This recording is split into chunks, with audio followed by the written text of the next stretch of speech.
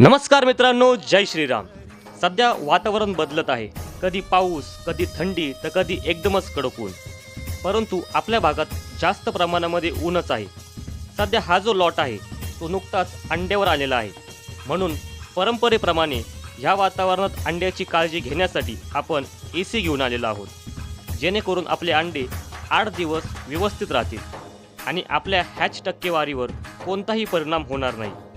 अशा पद्धतीने आपण इथे AC फिट करून घेतलेला आहे। थंड हवा बाहेर जाऊ नये म्हणून खिडकी आपल्या देसी जुगाडनी पॅक केलेली आहे। अशाच काही गोष्टींची वातावरणानुसार थोडीफार काळजी घ्यावी लागते। भेटूयात पुन्हा अशाच एका नवीन व्हिडिओमध्ये। तोपर्यंत राम राम। काळ्या आईची करणी तिला लेकराची माया